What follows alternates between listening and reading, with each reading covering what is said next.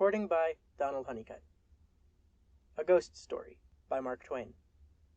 I took a large room, far up Broadway, in a huge old building whose upper stories had been wholly unoccupied for years until I came. The place had long been given up to dust and cobwebs, to solitude and silence. I seemed groping among the tombs and invading the privacy of the dead that first night I climbed up to my quarters. For the first time in my life, a superstitious dread came over me, and as I turned a dark angle of the stairway, and an invisible cobweb slung its slazy woof in my face and clung there, I shuddered as one who had encountered a phantom. I was glad enough when I reached my room and locked out the mold and the darkness. A cheery fire was burning in the grate, and I sat down before it with a comforting sense of relief. For 2 hours I sat there, thinking of bygone times, recalling old scenes, and summoning half-forgotten faces out of the mists of the past, listening, in fancy, to voices that long ago grew silent for all time, and to once familiar songs that nobody sings now. And as my reverie softened down to a sadder and sadder pathos, the shrieking of the winds outside softened to a wail. The angry beating of the rain against the panes diminished to a tranquil patter, and one by one the noises in the street subsided, until the hurrying footsteps of the last belated straggler died away in the distance and left no sound behind. The fire had burned low. A sense of loneliness crept over me. I arose and undressed, moving on tiptoe about the room, doing stealthily what I had to do, as if I were environed by sleeping enemies whose slumbers it would be fatal to break. I covered up in bed, and lay listening to the rain and wind and the faint creaking of distant shutters till they lulled me to sleep. I slept profoundly, but how long I do not know. All at once I found myself awake, and filled with a shuddering expectancy. All was still, all but my own heart. I could hear it beat. Presently the bedclothes began to slip away slowly toward the foot of the bed, as if someone were pulling them. I could not stir, I could not speak. Still the blankets slipped deliberately away, till my breast was uncovered. Then, with a great effort, I seized them, and drew them over my head. I waited, listened, waited. Once more the steady pull began, and once more I lay torpid a century of dragging seconds till my breast was naked again.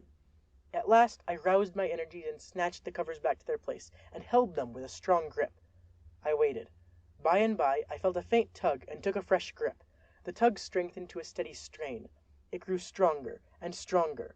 My hold parted, and for the third time the blankets slid away. I groaned. An answering groan came from the foot of the bed. Beaded drops of sweat stood upon my forehead. I was more dead than alive. Presently I heard a heavy footstep in my room. The step of an elephant, it seemed to me. It was not like anything human. But it was moving from me. There was relief in that. I heard it approach the door, pass without moving bolt or lock, and wander away among the dismal corridors, straining the floors and joists till they creaked again as it passed. Then silence reigned once more. When my excitement had calmed, I said to myself, "This is a dream. Simply a hideous dream." And so I lay, thinking it over, until I convinced myself that it was a dream. And then a comforting laugh relaxed my lips, and I was happy again. I got up and struck a light, and when I found that the locks and bolts were just as I had left them, another soothing laugh welled in my heart and rippled from my lips. I took my pipe and lit it, and was just sitting down before the fire when— Down went the pipe from my nerveless fingers. The blood forsook my cheeks, and my placid breathing was cut short with a gasp. In the ashes on the hearth, side by side with my own bare footprint, was another. So vast in comparison, mine was but an infant's. Then I had had a visitor, and the elephant tread was explained. I put out the light and returned to bed, palsied with fear. I lay a long time, peering into the darkness, and listening. Then I heard a grating noise overhead, like the dragging of a heavy body across the floor, then the throwing down of the body, and the shaking of my windows in response to the concussion. In distant parts of the building I heard the muffled slamming of doors. I heard, at intervals, stealthy footsteps creeping in and out among the corridors, and up and down the stairs. Sometimes these noises approached my door, hesitated, and went away again. I heard the clanking of chains faintly, in remote passages, and listened while the clanking grew nearer, while it warily climbed the stairways, marking each move by the loose surplus of chain that fell with an accented rattle upon each succeeding step as the goblin that bore it advanced. I heard muttered sentences, half-uttered screams that seemed smothered violently, and the swish of invisible garments, the rush of invisible wings. Then I became conscious that my chamber was invaded, that I was not alone. I heard sighs and breathings about my bed, and mysterious whisperings. 3 little spheres of soft phosphorescent light appeared on the ceiling directly over my head, clung and glowed there a moment, and then dropped, 2 of them upon my face, and 1 upon the pillow. They spattered, liquidly, and felt warm. Intuition told me they had turned to gouts of blood as they fell. I needed no light to satisfy myself of that. Then I saw pallid faces, dimly luminous, and white uplifted hands, floating bodiless in the air, floating a moment, and then disappearing. The whispering ceased, and the voices, and the sounds, and a solemn stillness followed. I waited and listened. I felt that I must have light or die. I was weak with fear. I slowly raised myself toward a sitting posture, and my face came in contact with a clammy hand. All strength went from me apparently, and I fell back like a stricken invalid. Then I heard the rustle of a garment. It seemed to pass to the door and go out. When everything was still once more, I crept out of bed, sick and feeble, and lit the gas with a hand that trembled as if it were aged with 100 years. The light brought some little cheer to my spirits. I sat down and fell into a dreamy contemplation of that great footprint in the ashes. By and by, its outlines began to waver and grow dim. I glanced up, and the broad gas flame was slowly wilting away. In the same moment, I heard that elephantine tread again. I noted its approach, nearer and nearer, among the musty halls, and dimmer the light waned. The tread reached my door and paused. The light had dwindled to a sickly blue, and all things about me lay in a spectral twilight. The door did not open, and yet I felt a faint gust of air fan my cheek, and presently was conscious of a huge, cloudy presence before me. I watched it with fascinated eyes. A pale glow stole over the thing. Gradually, its cloudy folds took shape. An arm appeared, then legs, then a body, and last a great sad face looked out of the vapor. Stripped of its filmy housings, naked, muscular, and comely, the majestic Cardiff giant loomed above me. All my misery vanished. For a child might know that no harm could come with that benignant countenance. My cheerful spirits returned at once, and, in sympathy with them, the gas flamed up brightly again. Never a lonely outcast was so glad to welcome company as I was to greet the friendly giant. I said, "Why, is it nobody but you? Do you know, I have been scared to death for the last 2 or 3 hours. I am most honestly glad to see you. I wish I had a chair. Here, don't try to sit down in that thing." But it was too late. He was in it before I could stop him, and down he went. I never saw a chair shivered so in my life. Stop, you'll ruin Too late again. There was another crash, and another chair was resolved into its original elements. Confound it, haven't you got any judgment at all? Do you want to ruin all the furniture on the place? Here, you petrified fool! But it was no use. Before I could arrest him, he had sat down on the bed, and it was a melancholy ruin.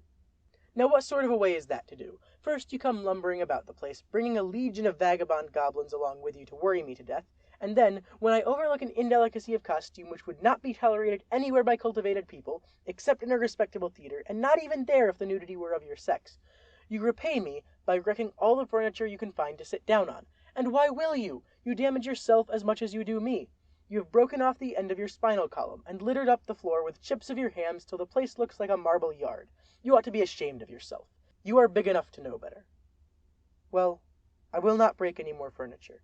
But what am I to do? I have not had a chance to sit down for a century. And the tears came into his eyes. Poor devil, I said. I should not have been so harsh with you. And you are an orphan too, no doubt. But sit down on the floor here. Nothing else can stand your weight. And besides, we cannot be sociable with you away up there above me. I want you down where I can perch on this high counting-house stool and gossip with you face to face.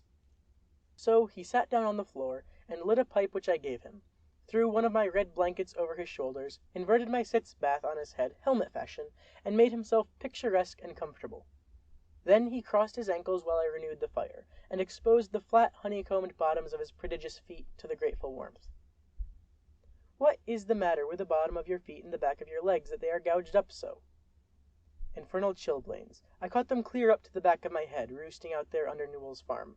But I love the place. I love it as one loves his old home. There is no peace for me like the peace I feel when I am there. We talked along for half an hour, and then I noticed he looked tired, and spoke of it. Tired? He said. Well, I should think so. And now I will tell you all about it, since you have treated me so well. I am the spirit of the petrified man that lies across the street there in the museum. I am the ghost of the Cardiff giant. I can have no rest, no peace, till they have given that poor body burial again. Now, what was the most natural thing for me to do to make men satisfy this wish? Terrify them into it. Haunt the place where the body lay. So I haunted the museum night after night. I even got other spirits to help me. But it did no good, for nobody ever came to the museum at midnight. Then it occurred to me to come over the way and haunt this place a little. I felt that if I ever got a hearing, I must succeed, for I had the most efficient company that perdition could furnish. Night after night we have shivered around through these mildewed halls, dragging chains, groaning, whispering, tramping up and down stairs, till, to tell you the truth, I am almost worn out. But when I saw a light in your room tonight, I roused my energies again, and went at it with a deal of the old freshness. But I am tired out, entirely fagged out. Give me, I beseech you, give me some hope." I lit off my perch in a burst of excitement, and exclaimed, "This transcends everything! Everything that ever did occur! Why, you poor blundering old fossil, you have had all your trouble for nothing! You have been haunting a plaster cast of yourself. The real Cardiff Giant is in Albany!" A fact. The original fraud was ingeniously and fraudfully duplicated and exhibited in New York as the only genuine Cardiff Giant, to the unspeakable disgust of the owners of the real Colossus, at the very same time that the latter was drawing crowds at a museum in Albany. Confound it, don't you know your own remains? I never saw such an eloquent look of shame, of pitiable humiliation overspread a countenance before. The petrified man rose slowly to his feet, and said, "Honestly, is that true? As true as I am sitting here."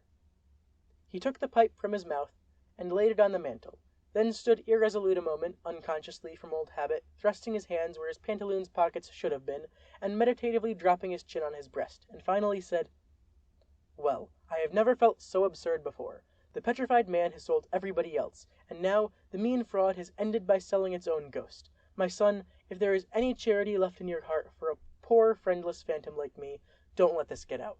Think how you would feel if you had made such an ass of yourself." I heard his stately tramp die away, step by step down the stairs, and out into the deserted street, and felt sorry that he was gone, poor fellow, and sorrier still that he had carried off my red blanket and my bathtub. End of a ghost story.